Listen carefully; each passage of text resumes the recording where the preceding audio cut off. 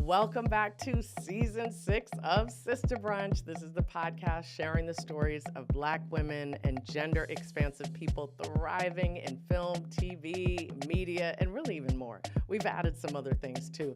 I'm your host, Fanshen Cox. Sean was not able to come to this episode for this episode to be a co-host because she's very busy doing things, big things with the DGA and others. So we will keep you posted on all she's doing. But I am flying solo today with a fabulous guest who I just knew had to be on the podcast, especially because she's doing an executive role that we have not had yet on the podcast. And so I can't wait. We've got lots of things to talk about. So our guest is head of inclusive content in Lionsgate's Motion Picture Group, aka the MPG. She partners with teams through the MPG to build and scale more inclusive decision-making across their film slate. She's worked in TV development at Showtime, and before that had development and production roles at CBS and Starz. And meantime, she has also gotten 2 MBAs, international MBAs, and has a degree in film, TV, and Spanish. I cannot wait. Vamos a hablar muchísimo. Welcome, Tayanna Todd. Well, thank you so much, Fanshen, for that lovely introduction. So excited to be here on the pod with you today and to just be entering into this space. It's so special to have these conversations and necessary to have these conversations. So I'm ready to brunch it up. I love it. Let's brunch it up. So we like to take our guests all the way back. It could be your birth. It could be your grandparents' birth. Truly, as far back as you want to go, that really tells us how you got to where you are. And what's exciting, and this won't be too evergreen for this episode, but you have recently stepped into a new title. I mean, it's a role you've been working on, I think, for a while and learning about. So I can't wait to hear that journey as far back as you want to start. Yeah, I love that. Thank you so much for that invitation. Just kind of thinking about what's my journey and exciting too just about this industry. It's all about stories, and everyone has a story. And just kind of in thinking about my story, you know, I go back to childhood, and one of my favorite things to do, the favorite thing to do, was reading. And I think with stories, it was always just that escapism into different worlds. And I remember, you know, being 4 and 5, I was an early reader, reading at 2 and 3. I would lock myself into my room on a Saturday morning with a stack of books, and I wouldn't come out of my room until I'd read all my books, because there was just such joy and hunger and learning. And so that has always been such a consistent thread in my own story, is just the love of learning and the love of being, I really like to sit at the feet of storytellers, you know, from family members to my brother, always having a story. There's just been something that's been the draw for me. And I think I've always seen and learned throughout my journey is that with stories, we both see and understand ourselves better as well as others. And it's all about perception. So that mirrors and windows, right? Yes, yeah. Exactly. And that's what it allows us entrance into. So, you know, when you're in high school, everyone's like, what are you going to do for the rest of your life? Oh, I don't know. You got to pick something. And where was that? Where in the country? In Colorado. In Colorado. So okay, LA Denver, transplant, Boulder. just a little bit south of Denver, in between Colorado Springs and Denver and the suburbs. And so definitely, you know, I'm a planner. I like to pick things out. I like to have a plan. There are a lot of things bouncing around, but I was always kind of compelled by journalism and storytelling and broadcast journalism. From there, kind of fell into filmmaking. So I was like, oh, maybe this filmmaking thing. And if I'm going to do it anywhere, let me try USC. That's where the industry is at, and entertainment. Why not? You know, and so just going for it, and was thankfully, you know, it was a blessing to get in. Made one short film, got in, and immediately felt somewhat overwhelmed by imposter syndrome. I'm sitting here next to, you know, the youngest feature film director from Norway and someone else who's done X, Y, and Z in the third. I'm just looking around. I'm like, I made one film. I like watching movies. I'm not an expert. I don't really know what I'm doing here. But being able to, in school, learn to own my story and own my journey and not apologize for it, but also realize for myself, I have my own perspective. regardless of what Nobody can others tell say. your Like, nobody can tell story. my story, and nobody sees the world like I do. So I think Yes. just that power of storytelling, from being an observer to being a creative and being in it, was a very powerful switch. But kind of at the end of that I journey, have to ask, I'm sorry, yes, before you go there, I please. have to ask, tell us about the short film and how that came Wow. together. Wow. The title of my short film was called Beats of the Soul. And for me, it was all about passion. It was looking at the things that you're passionate about and what causes your own heartbeat and rhythm to, go through life, because things are challenging. You're going to find obstacles in the way. And how do you get around them? How do you navigate and, really listen to the beat of your own heart? And so how it came together, my family were the real ones. My brother helped me to kind of co-write the script. He's always been the storyteller in our family. And so being able to just create and talk through things with him, I had a whole list of ideas. He's like, not that one, not that one, not that one. It was the very last one on the list. I said, maybe there's something there. So being able to just talk about, the impact of stories and talk about, the vision of it, in a less formal context, like that was the genesis of a creative idea, when I didn't know what a DP was, when I didn't know what a director was, when I didn't know what a shot list was, all these things before I went to school, but being able to birth that vision.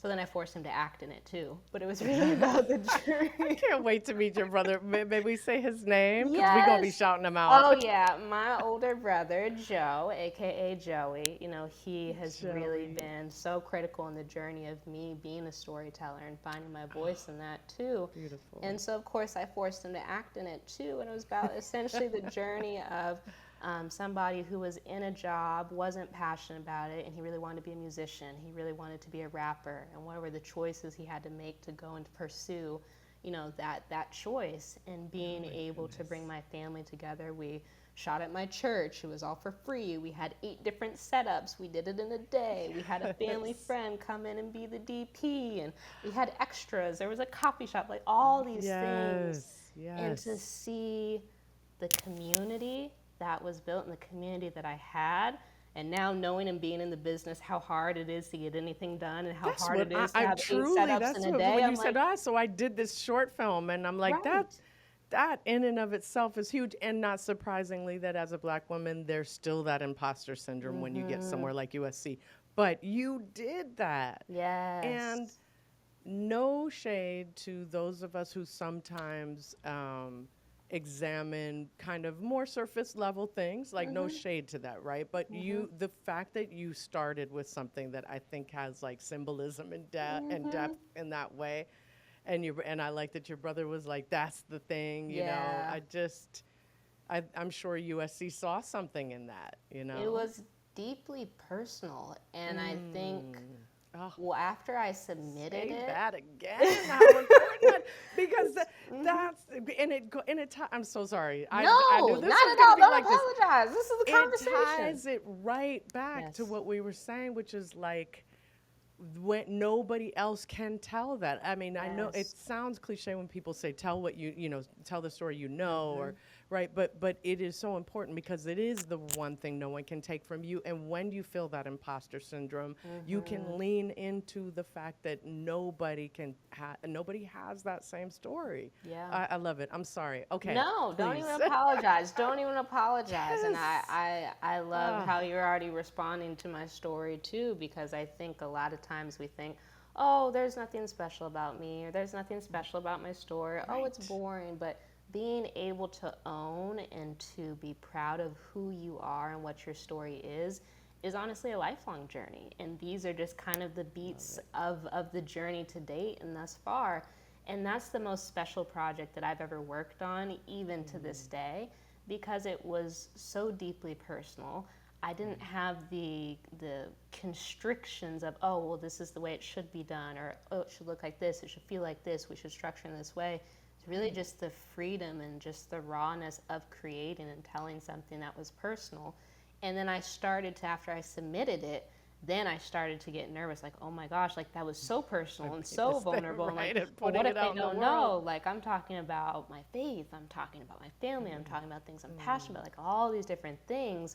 but that was me, and that was what I submitted, and I feel like something must have resonated with the committee. And regardless, that's still the most special project to me that I've ever been a part of, because it's so me, and it just brings up all these memories of, wow, like that was such a moment and such a defining moment in my journey.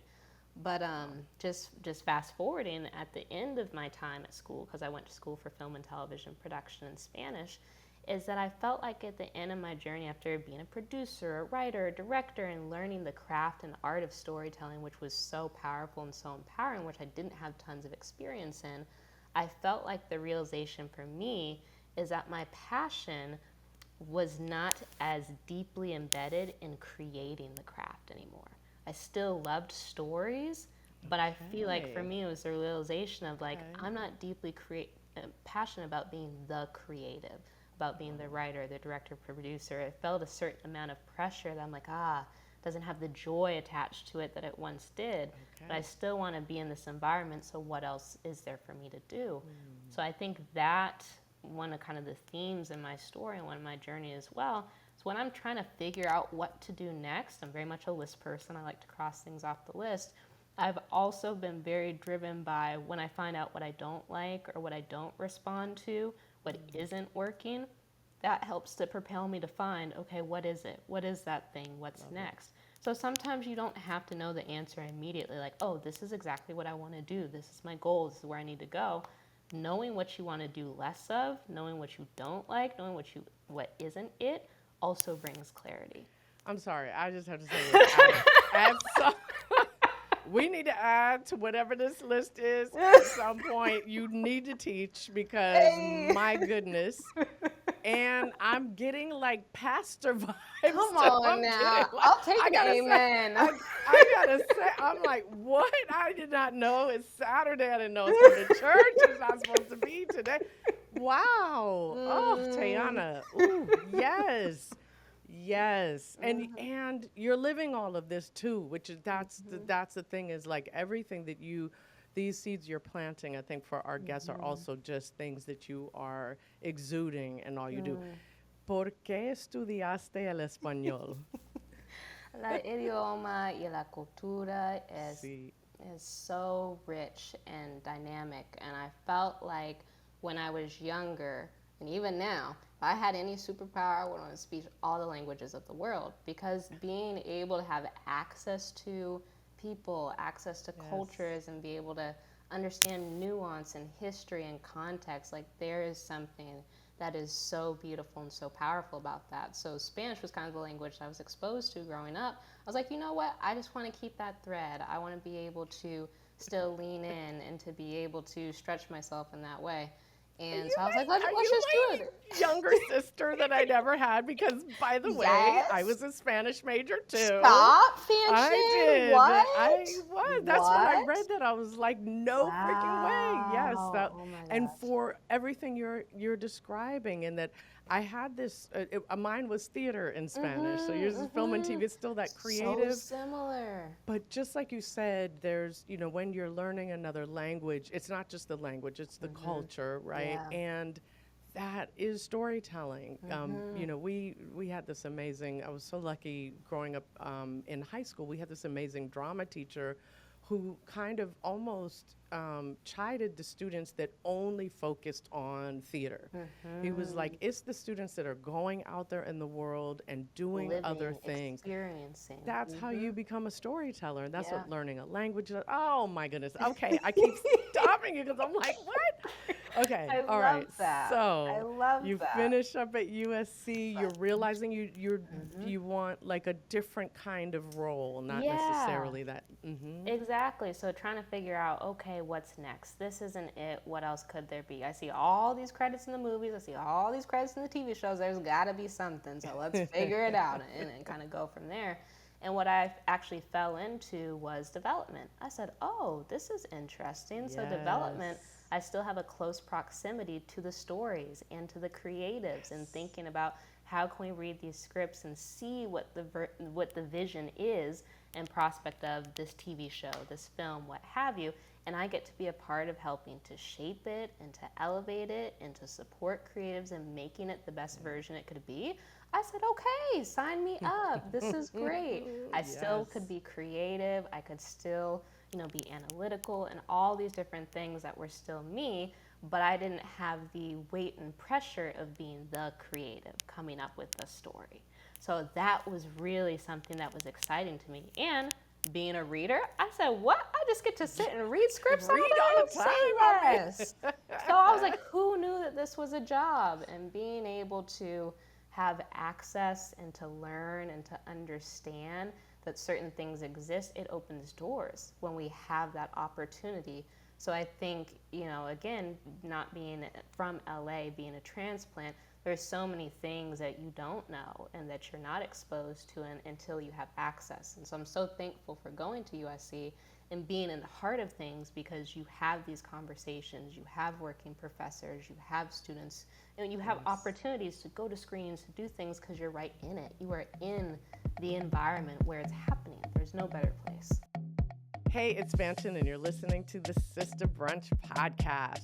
Did you know you can support Sista Brunch? And it's really easy. All you have to do is follow us on Instagram at Sista Brunch Podcast, and, make a comment, love up on our guests, leave us a review on Apple or Spotify, click those 5 stars. I think you can do that on Spotify. Watch the full video episodes on youtube.com/Trujulo Media. That's TRUJULO Media.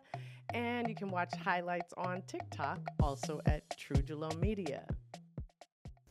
I just got to say that, again, I didn't know there was such a thing as development. No. I heard about producer. I understood producing, all these, even coming out of my MFA, I was still like, because first of all, it takes money, right? So a lot of times development is in the studio world. Like if you're doing an indie film, pre-production and development, they kind of like all come together, right? But everything you said about it is exactly why I loved it as well. Yeah. Except that, embarrassingly, I did not read I'm not a great reader. She's telling on herself now. I'm so telling myself. But what I leaned into then was meeting filmmakers. So I would do I'd go to all the student film, watch the student film festivals and meet them that way, and then start to develop things with the people who did read it. That's embarrassing to say that. I loved reading in Spanish, I will say. You probably did too. But,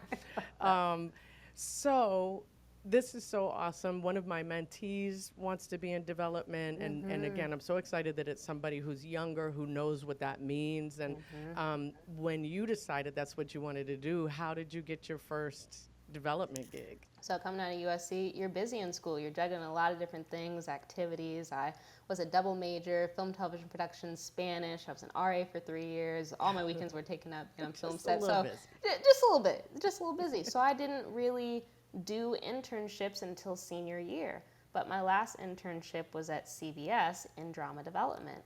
And so being able to kind of get exposure to that, like, that was my first exposure to development, period. I really hadn't heard much about it throughout school. And that was definitely at the point too where I needed that other alternative of what else is out there, because I felt like I had eliminated all my other options, my few options that I knew of: writer, director, producer, soundy, editor. I was like, none of this is me. What else is there? So it came at the perfect time and opportune time to be able to lean in a way that was exciting, joyous, and really clicked at that moment. And then fortunately, that internship actually turned into an assistantship. Right place, right time. The assistant was leaving. They kind of trained me to come right place, right time. You did what you needed to do while you were there. There you go. That's the right add-on. That's the right add-on. Yep. And I had advocates. Wasn't necessarily the person who might have hired me, but I had advocates around me who encouraged people and who spoke my name in rooms that I wasn't in, so I could get that first shot. I didn't have an experience. I was just a little baby intern. Yes. But I was able to wrap up my internship on a Friday after graduation, started on a Monday, and became an assistant. How did you develop those relationships for the people that spoke about you in the rooms when you weren't there? Yeah, I think for me it was the outgoing assistant. She really she took time with me. She took time to answer my questions. She saw the things I was interested in. I did good work. I leaned in. I participated. I engaged.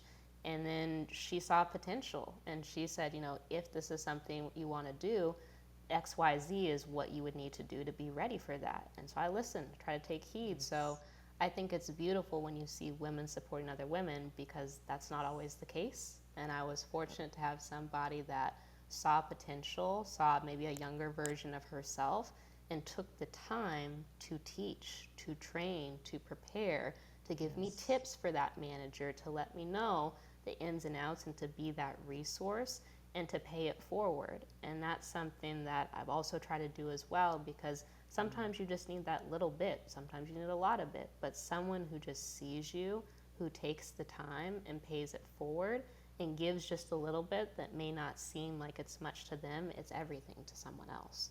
So by her just doing that little bit. You're like a coffee book of every affirmation every Black woman and underexpressive person needs. Look. I'm like, yes, we're going to make a coffee book of this Come episode. on I'll be now. like, Tayanna Todd tells you how to live and thrive and survive in this industry. I love it. I'm here for mentorship, and then we give back, and then in that Yes. same way we received, we give back, and on and on and on. Oh, Because here's amazing. the thing that we all know in navigating this industry and in navigating life too. Life be lifing in the sense of it is tough. It's not all roses. Yeah. It's not all sunshine. And there's extra layers of struggle and trauma and hardship and bias and all these other things that come with being women, with being Black women, being non-gender conforming. Like there's so many other layers and nuance and barriers on the day-to-day that we experience. So this isn't me coming, forever and perpetually an optimist. This is me choosing to be encouraged and to encourage someone else. Because joy is not indicative of your circumstances. That's what happiness is. But joy is bigger and brighter. And I'm like, look, it has to come from within, because it can't matter the whirlwinds that are going on in my life and your life.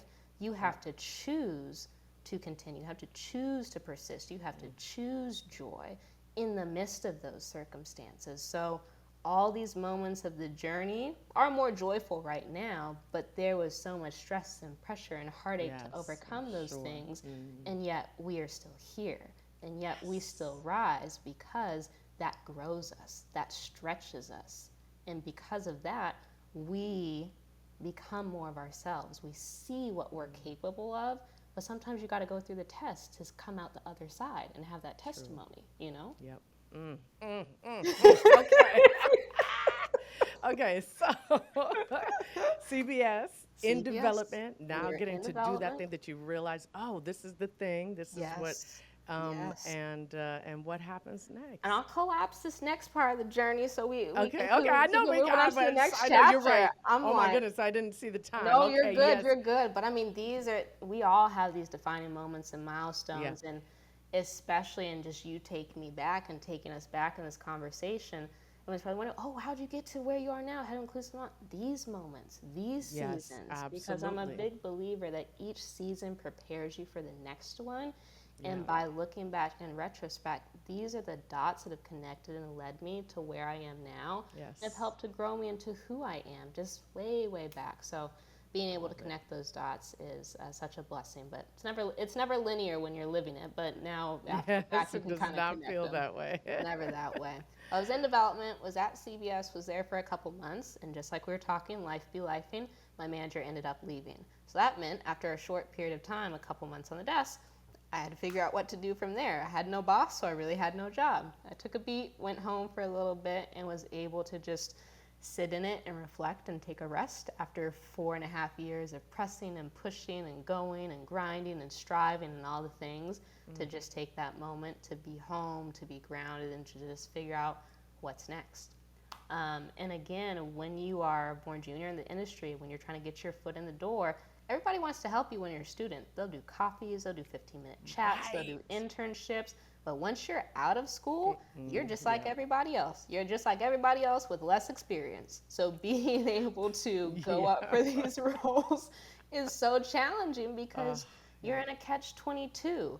You need the experience to be qualified for some of these jobs, despite you having a 4-year degree, qualification enough, but nobody's going to give you that experience, that opportunity to get the experience that you need to get the job. So you're stuck in this weird in-between place.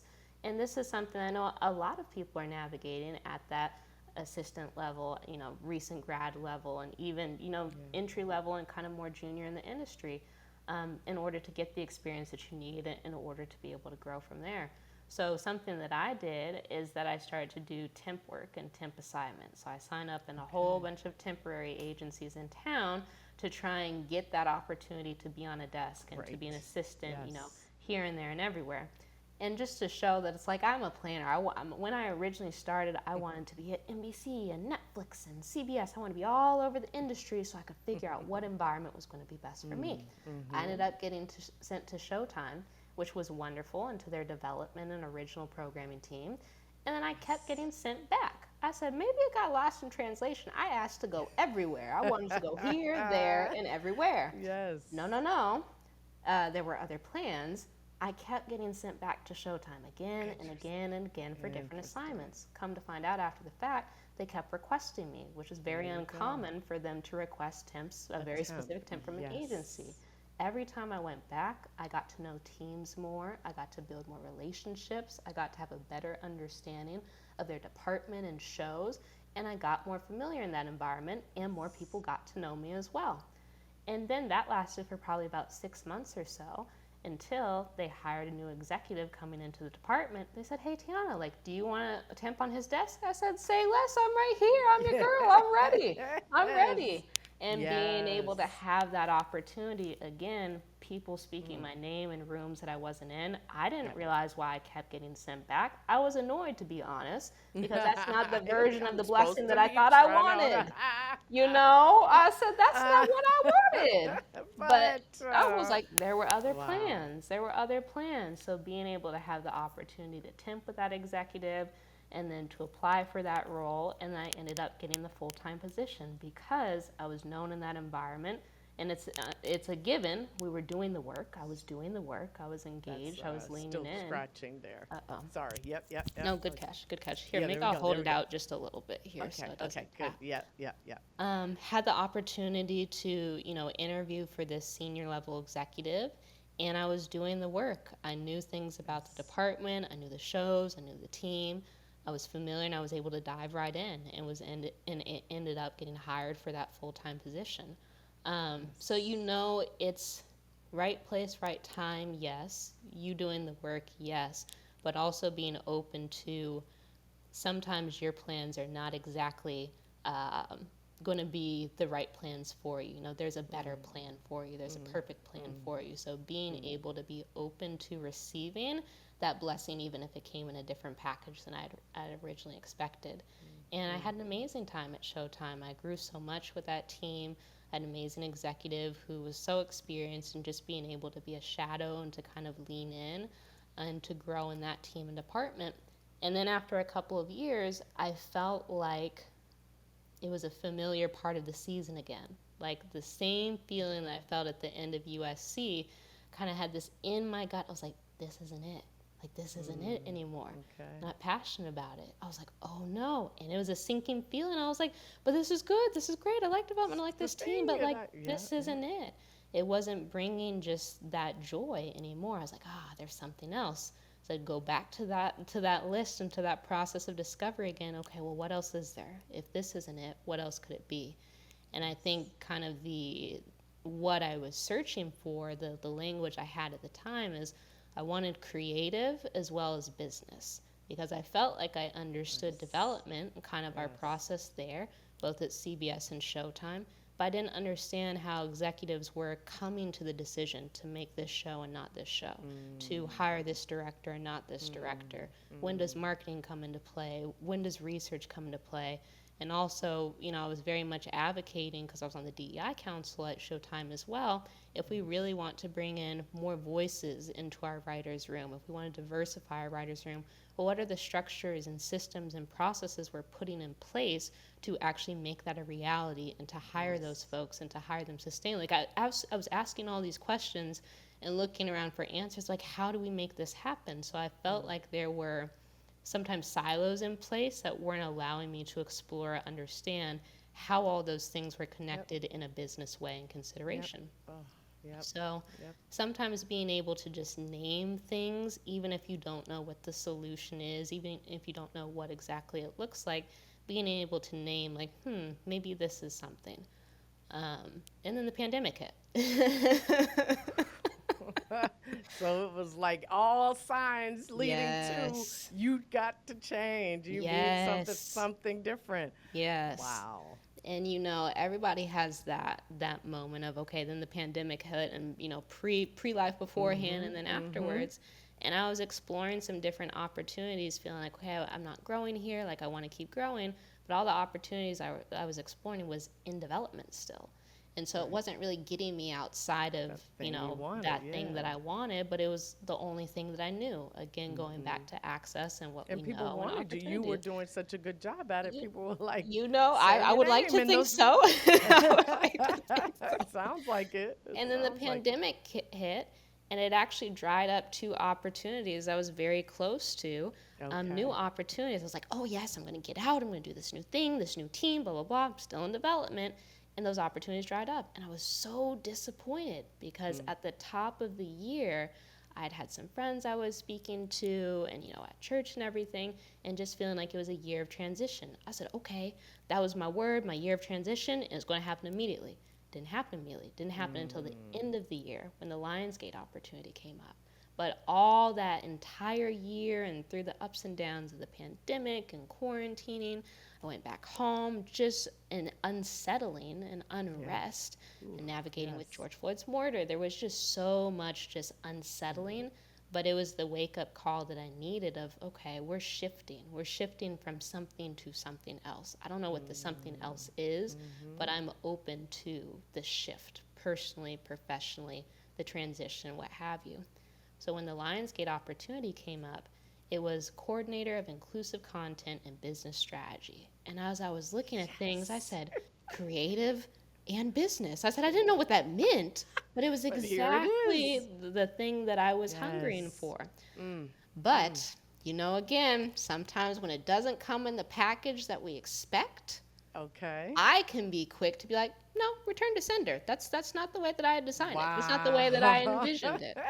Because in looking at that opportunity, it was less money than I was currently making. It was further away than my last job. And as we know in LA, if you live on one side of town, means that you're not working on the other side. That's another country, So it's like that was a limiting factor. And at that point in my journey, I didn't want to be on a desk anymore. And I know people can relate to being assistants and junior staff.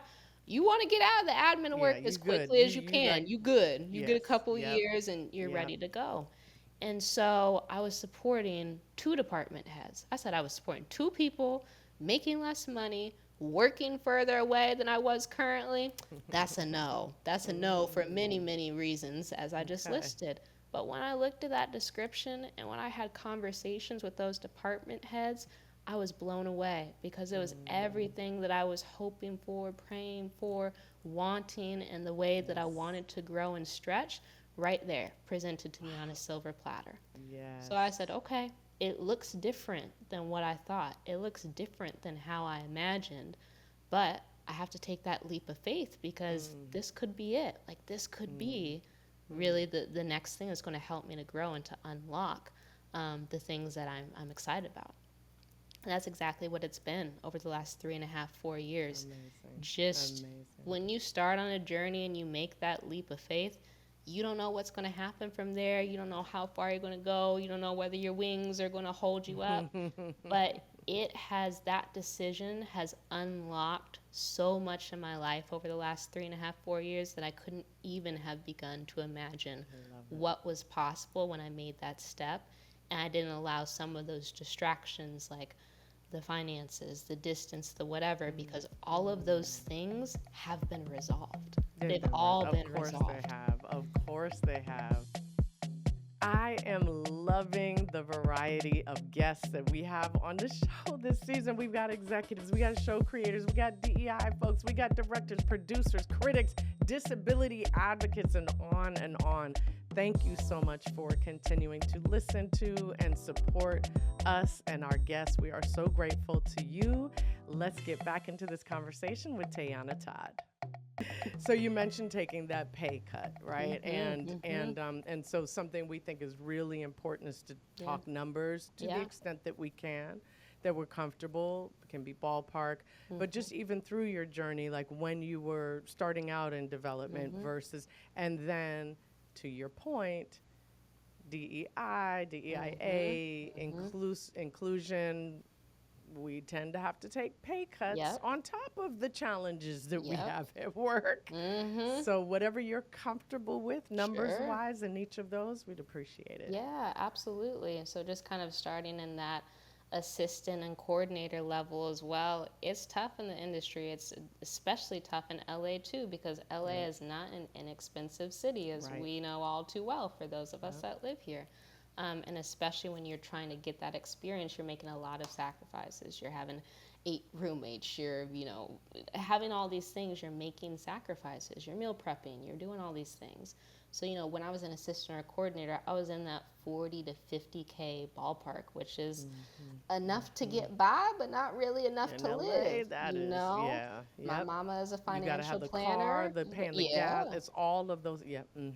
Oh, your mom's a financial planner. My mom is a financial planner, and so Mama Todd has always instilled in the value of knowing where my money is going, being able to budget, and we created a plan. I said, okay, how am I going to make it work? How are we going to make it work? So being able to sit down and know the things that I was okay sacrificing in order to get this experience and to make that pay cut, which was like a 30% pay cut at that time, which was big. And I had a lot of reservations at first. And for me, it was getting 2 words and confirmations, one from a pastor and one from a friend who had no knowledge of each other, be like, don't follow the money. I was like, okay. So we got to make those decisions. But then one of the opportunities that opened up, which wasn't the dollars per se, was that Lionsgate had a tuition reimbursement program, meaning my MBAs were basically covered. And that doesn't happen, you don't hear about, that level and scope of commitment to education and growing across the industry. I didn't know that when I accepted the role, but when I found out, I'm like, wow. You thought like the business piece you were getting was in the title, and you knew you were going to do that summer work, but then also you're going to double down and get a dual MBA. Yes, on them. Yes, because they encourage that. Yeah. Ooh. And again, I had a budget. I said, okay, this is the budget of how much they're going to allow for tuition reimbursement. I'm going to have programs that fit within this budget to maximize my out-of-pocket spend, which at the end of the day was maybe $5K for 2 degrees. I got to travel, all in the company's dollars. So I think it's not always about what you have, it's what you do what you have. So I was able to live off of 40 to 50K for the years that I was an assistant or coordinator. Yes, making sacrifices. I meal prepped every day. I didn't buy lunches. I, drove my own car, just doing all these things because I was committed to working with what I had. Same thing in that budget tuition. I could have found programs that were more expensive. I put them in the budget and got it covered.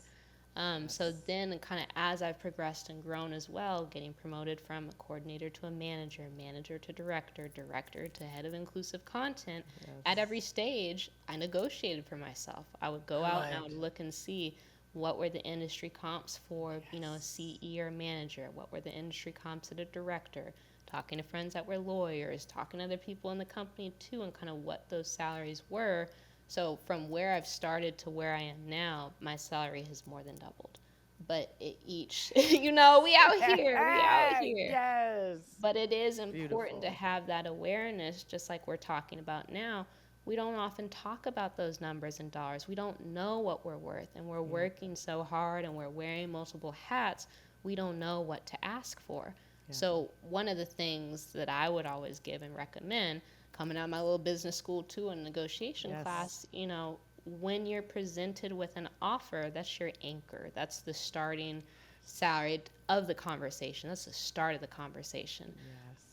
Even if you still in there and you still end at whatever that number was, I will always ask for more because I know what I am worth. You are and I know valuing what I will yourself. contribute. I will value myself. Yes. And by valuing yourself, they know how valuable you are, right? Absolutely. Like you said, even if you end up back where you were, it is a message for both of you that you are worth more than that, right? Oof, yes. Even as that assistant or coordinator, I knew I was taking a pay cut, but I took less of a pay cut than I would have because I negotiated at that time too. And I always asked, I was like, so what is the amount that you have budgeted for this role? Asking to put it back on them so we kind of know what the gap and what the ceilings are. So being able to grow, but at each stage, understanding, okay, in the level up, how do I maximize it? And sometimes it's not always the salary, it's the, okay, are there stock options available? Okay, tuition reimbursement. Okay, so we look at the holistic package. We look at the holistic package. How can we hire your mom? Is Mama Todd Look, Mama Todd is available for consultation. I got Joey. Listen, I want to hang out with Mama Todd. I want to hang out with Joey. I want like the whole family. Come on, the whole family, mom, dad, Joey, you know. But it's understanding where your support systems are, where your teams are, where your units to plug in. To have those real and authentic conversations, to be like, Mom, Dad, like, what do you think of this email I'm about to write? Or how am I able to broach this conversation? Because these things are scary. These things are intimidating. You have very, very senior folks. You have people who are way older than you. You have all these different, again, barriers. Imposter syndrome likes to creep up as well. But one of the things my mom always says, it's like, if you don't ask the question, the answer will always be no. So ask the question. What's the worst that could happen? Family. You're in the same place. Family. You know the Todd's out here. Mom, Dad, Joe. You know we out here. I love it. She's gonna give us that too. 5 minutes. Okay. We're moving. Let's talk tech.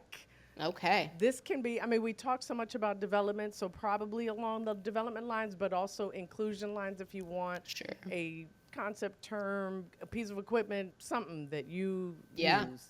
Yeah, let me just kind of bring it back a little bit to the role too, and just kind of broad strokes about, you know, what is inclusive content in general, because we've talked about development, we talked about all these other things, but still, like, what even is that? Because sometimes there aren't very many similar roles in the industry, and we know maybe DEI teams that are a little bit more workforce focused, but broad strokes about the inclusive content team at Lionsgate, we are close thought partners and collaborators across the entire motion picture group in thinking about how we build a more inclusive and diverse film slate and all the decisions that are made along the way. So in thinking about how we partner closely with the development teams, you know, we're reading alongside of our execs as they're getting priority projects in. We're giving notes, creative notes. We're giving feedback on cast lists, directors lists at the earliest stages possible. So we're not coming in at the end as consultants. Right. We are there in the weeds, in the trenches, understanding it's hard.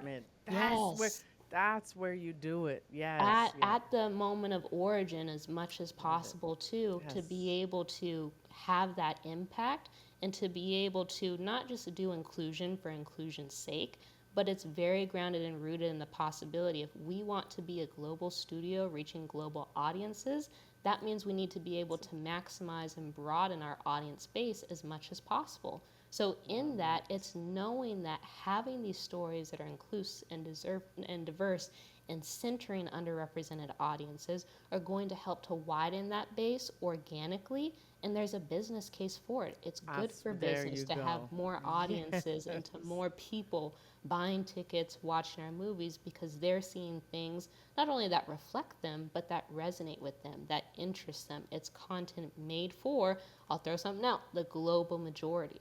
The global majority, when you look out, hey, so we talk in tech terms and being able to just understand and define some of these things. When we look across the globe, people of color are the majority of the Global world. majority. So you won't Absolutely. ever hear me use, oh, we're making things for minority audiences, because we're not a minority. The terms and things and the language that we use internally very intentionally is underrepresented audiences. And when we're thinking underrepresented, these are audiences, or if we say underrepresented storytellers, these are storytellers that have come from historically marginalized or excluded demographics who are not represented at the level that is equitable or matching or on par with census numbers within the US, or at that larger kind of reflective stat across the globe. So we're underrepresented. We're not seen in the same amount as we really are in existence. And then thinking too, when we think about, diversity and inclusion, you'll also never hear us use what are, diverse storytellers. What does that even mean? Somebody can't For be real, diverse. everybody is diverse. Diverse is not a definition of a particular. Correct, correct. If Diversity we is not a all here, person. that's we want everybody there. Yes. Yeah. Diversity just means different. Different from Yes. something is literally what it means. So Yes. we also try to hone in on Love it. specificity. So instead of someone saying, Yes. oh, we want a diverse filmmaker, what does that mean? Oh, we want a female filmmaker. We want Right. a person of color. Okay, we want a black writer. We want a black director. And there's not harm in saying that. It's being specific, because these experiences bring something specific to the table. These Okay, I audiences said bring let's talk. I said one term. We did We're doing all the terms. global majority. You did inclusive because you started there, right? And Yep. global majority, underrepresented, and this last one. Which were we just doing? We were Diverse. talking about And diverse. diverse means Yeah, throwing that out there. yeah. This is not excluding anybody. The point Exactly. is, yeah. Yeah. Love it, love it, love it. Okay, we got to get to our closing question because otherwise we will be. I'm gonna get my We'll run out of pillow. We're time. gonna just keep talking. Okay. So Tayanna Todd, you and your younger self, whatever age you want to choose, are sitting down for a sister brunch together. Yes. What are you both eating? What are you both drinking? And what do you tell her? Wow. I love this. I was thinking about this earlier too. I was like, man, what are we eating? Because breaking bread is something that just opens up, so much more of ourselves to be in a space where we're comfortable and warm and familiar. For me, what we're eating is something that is comfort food. It's hot cornbread right out the oven with butter on top. Mama Todd's cornbread. Because that is Come on. that is my Financial favorite food. planner and the Look, good come cook. on, Come Mama. on now. You already know. We She love knows how Mama to take Todd. care of everything, mind, Yes. body, and soul, all the Oh, things. love And it. to be able to have that, because that's something that's so special and so unique to us. Like, this is home. This is home on a plate, and this is wherever you are. This is home. So being able to have that for us, we can drink some water, we can drink some sparkling apple cider, whatever we want, but that is the piece of home that allows us to just remember who we are, whose we are, and where we come from. So that's what we eat in. And what we're talking about, I'm such a planner, I'm a recovering perfectionist, and I'm always about precision. And I think we would be talking about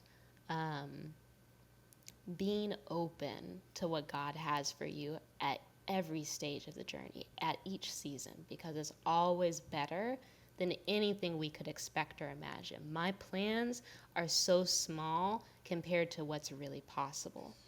So I think in a succinct way, what I would say to young Tayanna, this is probably, 9, 10, or kind of right at that pinnacle, high school age too, is everybody's figuring it out at their own stage of the journey.